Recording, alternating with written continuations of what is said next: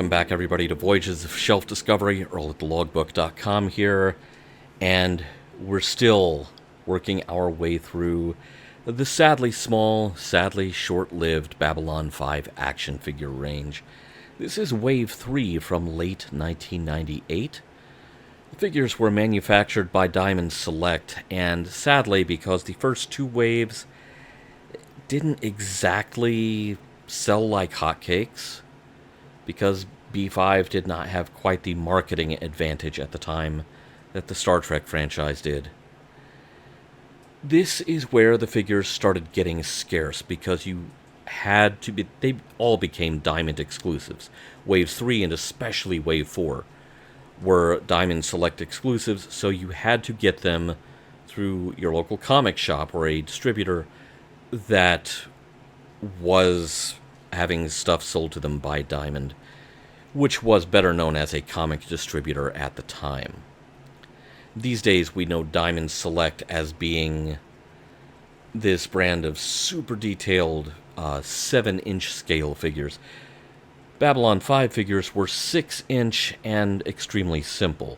The maximum articulation you got on any of these figures was nothing more than you were accustomed to from, say, the Kenner Star Wars figures in the 70s, where, you know, the shoulders moved, the legs moved, you could make them sit down, kind of, in a weirdly bow-legged way, and you could rotate their heads. That was it. And, as with previous waves of B5 figures, some of them offered less articulation than that. Over there on the left, we have Lennier. That's the main variant of Lennier. There was a second variant that you see here. I forgot to get him in this shot, but as I kept unboxing my figures, I was like, oh yeah, there's the other Lennier. So the Lennier that you were most likely to get was this one in kind of dark orange, dark red robes. And, of course, anytime the B5 figure range ran into anyone in a long coat or robes, that figure suddenly had no leg or foot articulation whatsoever. So Lennier's head moves, his arms move. Other than that, he's basically a statue. Now, going one over, you have Michael Garibaldi. It's kind of astonishing to think of Garibaldi having to wait for Wave 3 for a release. Or Dr. Franklin, who's over there on the far right. Both of these major, major characters. These guys fared best in Wave 3 as far as articulation. They had your standard 5 points of Kenner-style articulation, even though these figures were much bigger.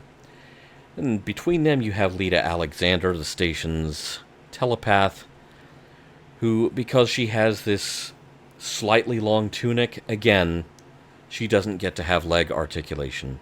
Her arms move. Her hair prevents her head from moving very far at all. So again, basically a statue, more or less.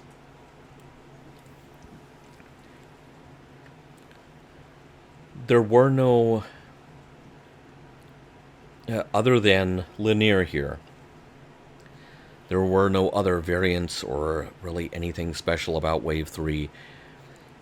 If you were able to get Wave 3, chances are you got it through mail order, possibly through the official Babylon 5 magazine was a place to get them. Or it's possible, because at this time eBay was becoming a thing, that you got them on the secondary market, which was how I got my third and fourth wave figures. I wound up getting them after the fact, after the range was closed down. There was one more wave of figures in 1999 that were Diamond Select exclusives, and they were produced in even smaller numbers than Wave 3. So the experiment as far as doing action figures Babylon 5 was kind of petering out. It was running out of steam at this point. And this is sad. It's really sad because, as I've mentioned in past installments, the fandom for this show was ready and waiting for any merch that might be forthcoming with these characters that we loved so much. And it just seemed like B5's lot in life was forever to be shortchanged.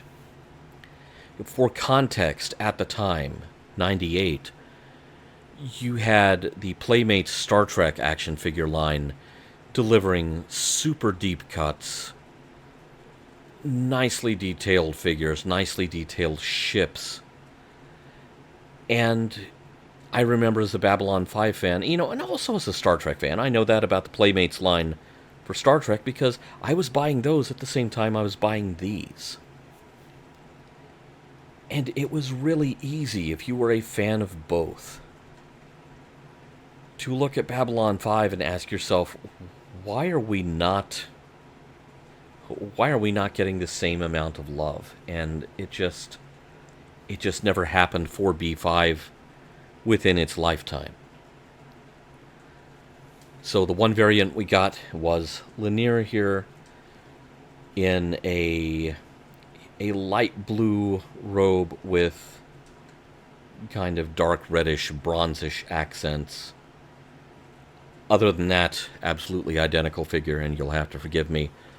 I have to get my money's worth out of these Sesame Street guys that I got a while back.